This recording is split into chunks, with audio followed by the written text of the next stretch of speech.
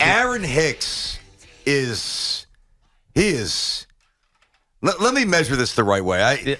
Because it's not personal. Yeah, I know it's not personal, obviously. I cannot watch this guy attempt to play baseball anymore. Can I say something? Yeah. Didn't the Yankees win last night?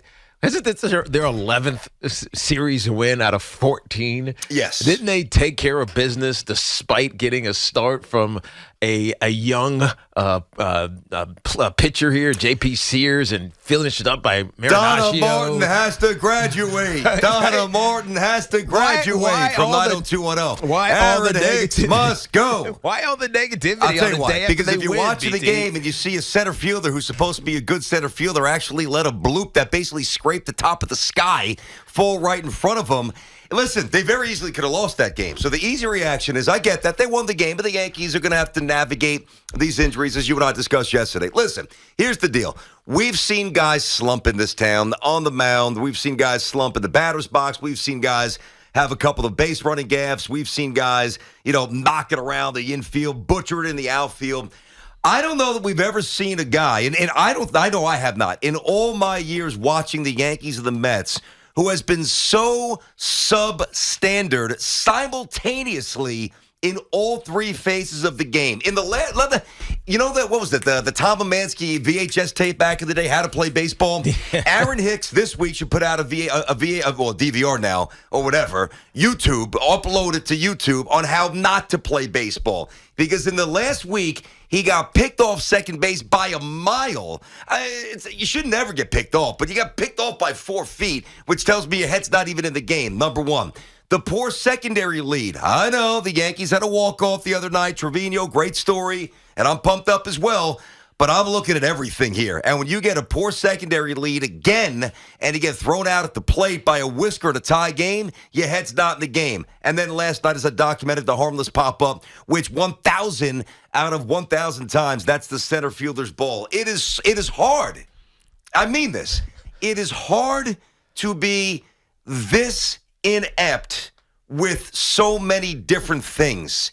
He has been wretched. He has been pathetic. And most of all, and again, this is not personal, he seems disinterested. That's why I'm coming at him today the way I'm coming at him. Do you want to play baseball or not? Despite the Yankees winning, this is what you're starting the show with because Aaron Hicks has been so bad. But here's the question. If you move on from Aaron Hicks, then what do you do as a Yankee? I got the Yankees answer fan? for you already. Because now all of a sudden, Aaron Judge has to play center field That's fine. on a more regular basis. The best center fielder on the team. Of course he is. Okay, so put him at center. It's very taxing for Aaron Judge. Baby's got to run. I'm just telling you. It just is what it is. And if you're gotta run on grass with your greatest asset, you gotta be a little bit careful. I'm just saying. I'm just throwing out the mitigating thoughts. Dude, if he can't play center field for 2 weeks, then you can't give him 8 years for $200 gazillion. Forget 2 weeks. You're talking about 4 months. No, until you make another move. Which, by the way, did you see Jason Dominguez's Instagram account? Yeah, they pulled him from the game. It's no longer Yankee Field. Correct. His account could be a foreshadow of a trade. Hicks, he can't be on this team, dude. Yeah, but is it? I mean, when he's negative energy. He is, but don't you think about the success of the Yankees anyways? Yeah. Is it that urgent? Yes, because you're playing good teams soon. Yankee schedule's been a joke. As much as the Yankees are the first team to 30 wins, they've got 31 now. Let's call for what it is. The Yankee schedule has been a joke. Yeah, I mean, what is this, the third series against the Orioles? And they lost one of them, but this is the third series. Well, I think they tied the one down in Baltimore. That was when Rizzo got pinched on the base running gap. Wasn't that a 4-game series? I remember. They may have lost 2 out of 3, but I thought it was 2-2. Yeah, I remember we got upset about it because I remember talking about it, how they lost the series. They played to the Orioles a lot, and the Orioles stink. Exactly right. So, I mean, it's just circumstances of what the schedule lays out. But I mean, they did win this game yesterday. It's not like the Mets. You're missing the point. Who got blown? But they did win this game last night. It doesn't matter. I understand what you're saying. It's like winning a football game, 20-17 because your kicker drills a 55-yard field goal. At the buzzer. There's a sense of euphoria. Oh yeah, but by the way, your quarterback put 3 balls on the turf and he got picked off twice. Yeah. And he hit 49% completion rate. You know what I mean? Like, I'm not saying that he's the quarterback. It's not a perfect analogy. But you got to get in the weeds. The Yankees. You got to get in the weeds. The expectation is championship. And because the team is supposed to be so good, you get in the weeds, right? Yes. Despite the wins, you get into the weeds. And Aaron Hicks says, look, BT. He is the worst. There's no way to sugarcoat his horrible I was going to say bad, but I think horrible is more appropriate. Advanced statistics. Looking at his hard hit percentage and his exit velocity, he's down in like the 17th percentile, which is some of the worst in baseball. I mean, that's Hoffman SAT territory. That's bad. The only thing he's doing well is walking. He's just like the 96th percentile. 31 out of boy. Is walking, but everything else is whiff percentage and sprint speed and all his other stuff. It's just kind of he's average and below. Sprint speed, which tells you he's not even trying. Yeah, I mean, I feel like the guy wants to be a pro golfer. Go golf, dude. He's 63% and 63rd percentile. Go join a club in the area. You got enough money because Cashman foolishly gave it to you. $10.7 million next year, which isn't a ton. I know it is a lot, obviously, for us, but for a Major League Baseball player, at least one that we thought was good, that's not a lot of money. In 2024, he's a shade below 10. In 2025, it's 9.7. And then the next year, it's a buyout. I think it's $1 million buyout in terms of the Yankees, and he's obviously going to be bought out. Listen, you asked me before, what do you do? I'm telling you, not only do I come identifying, see, here's the difference. Your partner comes and identifies problems, and then your partner comes with a solution. Okay, go ahead. And here's the solution. And you can tell me about the brittleness, and you got to keep them healthy. Nonsense. Judge plays center the next couple of weeks. You roll Andujar out there in left field every single day because, number one, he's starting to hit a little bit, and he had a hell of a year. That would have been 17 when he had 40-plus doubles. He can hit. And go look at his minor league numbers. We know Miguel Andujar can hit. And he looks, and they said it on the broadcast last night, and they're right. He looks a lot more comfortable drifting back on balls in the outfield. He made a really nice play going to the line, which was a tough play, navigating the wall. Not that he was going to bang into it like McNeil. Wow, that was actually scary. I know. How about McNeil? What was it, 9-1 at that point? Yeah, He's jamming into walls? Talking about the Mets game, obviously. Yeah, so, anyway, that looked dangerous. Very dangerous, but you got to respect the effort. And Andujar, to me, should play left every day. And if you want to put Gallo in left field, I'd rather play Gallo. I know that this sounds crazy. I'd rather play Gallo than Hicks 10 out of 10 times. I feel like at least Gallo's trying. Yeah. I don't feel like Hicks is trying. Well, it's hard to say that though because Did you watch him? I did, but I just told you his advanced statistics, which tell you that he's not, or he's just underachieving. So then, how's it hard to say it? It's because it's hard. The numbers to say back it up, and our eyes reinforce it. But it's hard to say a professional athlete's not trying. It's just hard to say that, and especially given the influences that are around him, and Aaron Judge and Aaron Boone and all these guys that are probably on his side. I don't think he's losing. That means nothing to me. Who cares? I agree, but it's hard for me to say he's not trying. Guy's a .235 hitter in 7 years as a Yankee. The first question is, how has he been a Yankee for 7 years? Why? Yeah. What the heck has Aaron Hicks done to justify this freedom to figure it out? Dude, he's not some ascending player. He's a guy who's past his prime, incredibly inefficient, and most distressing. Listen, I want to reassert my primary point here. Yeah. This is not getting on the air and just bagging on somebody for the sake of bagging on them. But I mean this. In all my years watching baseball, now, again, Greg Jeffries, I'm just throwing names out. Steve Kemp had issues. Dan Pasqua had issues. Eddie Whitson had issues. Greg Jeffries had issues with the Mets. Mackie Sasser, had issues with the Mets.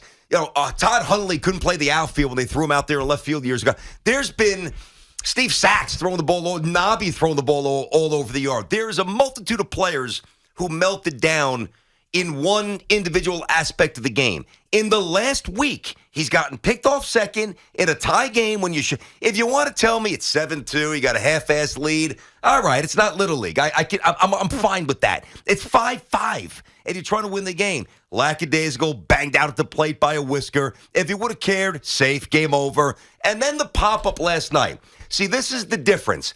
I don't react to things when they go really wrong.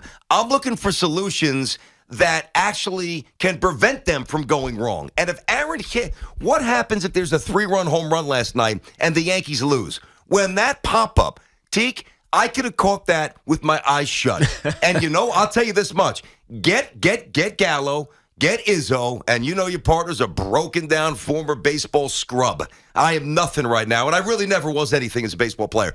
I'll grab my mitt. You give me 10 tries, and I will catch at least 3 with my eyes shut on that kind of a pop-up. And he didn't even get dirty. He basically tripped, and the ball bounced 3 feet in front of him. You can't play anymore. Yeah. By the way, the reason he's on the team is because 2018 he had a pretty great season. For him, 27 home runs. The ball juiced. Everybody had home runs that year. But still, whatever. He got a high on base percentage, high OPS, all those things that you talk about. And he got paid. And so that's why his 10-year career. And that's why he's still here. But if you're what do you do with him? I'd buy him out. Just get rid of him, dude. You're not trading him, right? So nobody wants him. Buy him out. So the only thing you can do, what is he, 32 now, 33, whatever he is. Yeah, he's definitely in his 30s. He's been around 7 years with the Yankees. Yeah, you're right. First year was a couple years with the Twins. 2013. So he's got to at least be 32. But, absolutely. So you can't trade him. So you're just going to cut him? Yes. And pay him? Yes. Sunk money? Bye-bye. You know what I mean? Yeah. That's just hard to do. It's not hard to do if you want to win a championship. It's not hard. What's so hard about it? Do you want to win a championship, or do you want this decaying, eroding skill set, which I can live with because it's the atrocious nature of sport? I would but understand. You got to try. I would understand if he was a bad teammate. You know, but what's so good about him? I mean, I'm not saying he's bad. I'm not saying he's a bad But how do we even know he's a good teammate?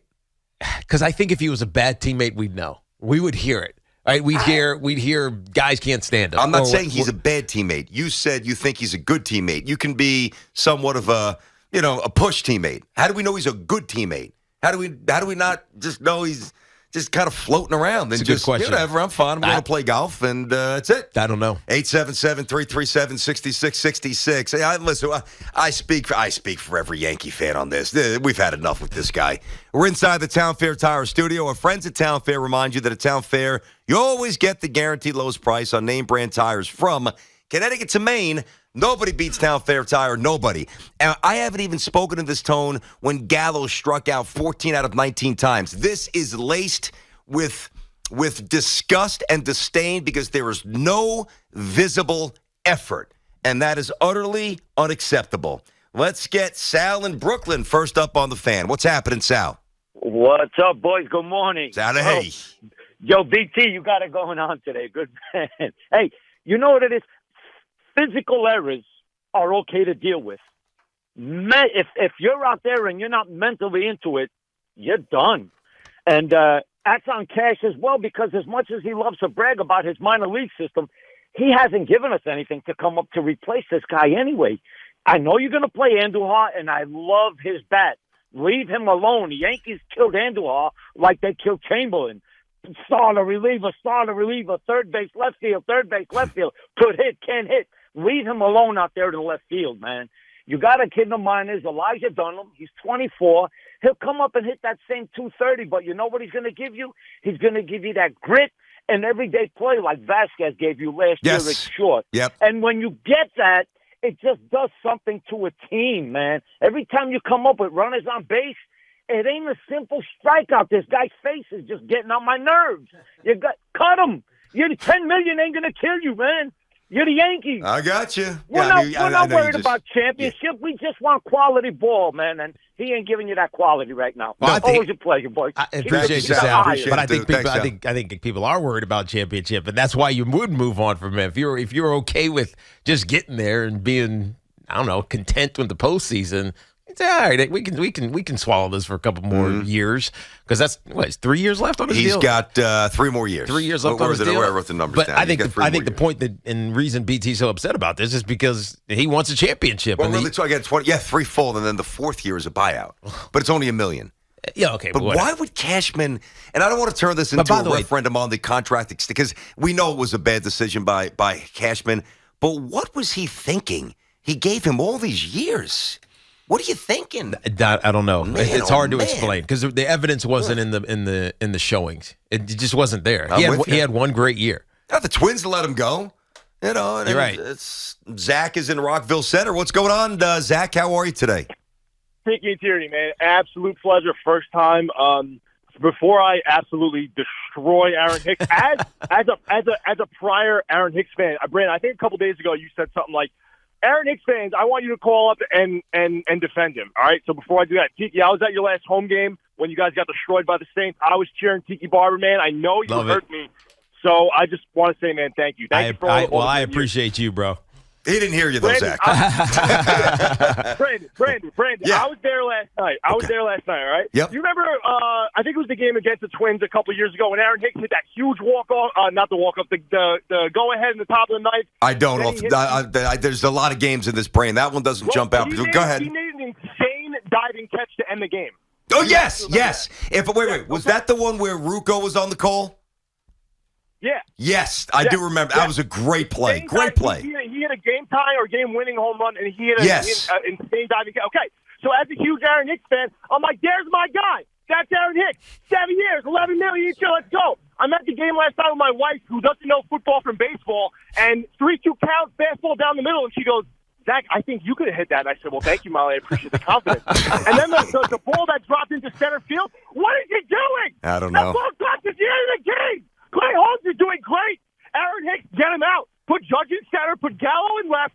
Put Sand in right. Whoever the DH got playing, you guys, get him out. Put him. Bye, Aaron Hicks. Bye. Yeah. Thank you, guys. It's over, man. Zach, thanks for the call. Yeah, that game, if I'm not mistaken, that game was in Minnesota. It was a fantastic, maybe in the 10th inning, or was it the 10th? Or maybe an extra inning there. Maybe he was what a catch. Maybe he was putting in the extra effort showing out because Minnesota let him walk. His former team, yeah. I guess. I'm just saying. And listen, Zach is screaming. I just know because I know what I'm seeing, and I know what Yankee fans are seeing, and I know that we're seeing the same thing, and I know that we've been discussing with Hicks for a while. But this, to me, is not even about his paltry, pathetic, menial, barely visible batting average with runners in scoring position. This is about the basic component of being a professional, and he's not even trying, seemingly. And if I don't position that properly for you, that's fine. Maybe you want to, play the game of semantics and say, well, mentally he's not as alert as he needs to be. To me, it's the same thing. Yeah. Because when you're a baseball player, football, it just bang, it happens fast. Even basketball, bang, fast, right? Baseball, you literally, if you know the game and if you care, you say to yourself, and we teach it with the little guys, all my kids, right? You're playing short, man on first, man on second. I yell out to the kids, hey, ground ball to you. Where are you going? Step on the bag. Get the force. Come here. Do this. Back up. Do it. And then you condition the brain to do it yourself. Know where to throw. Know who to back up. Know what's going on. And if you're not doing that, to me, it's even worse than jogging down the first base line. Because sprinting, before you run, you have to care. Yeah.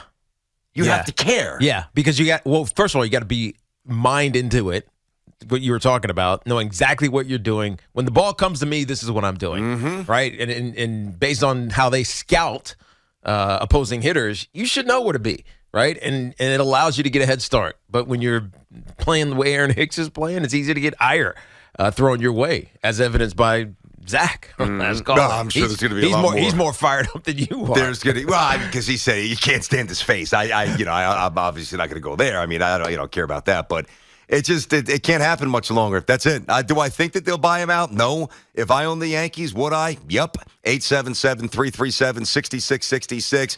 All right, we're not going to be this fired up all day, are we? I don't know. I don't know if we can sustain this. This start. Not on Aaron Hicks. Of course we can. Yeah, not on Aaron Hicks. We'll obviously mix in the other stuff as well. Mets got banged around a little bit. Big one back for the Rangers. But this is a source of large and obvious consternation for Yankee fans. What will Boone and what will the Yankees do about it? We'll find out.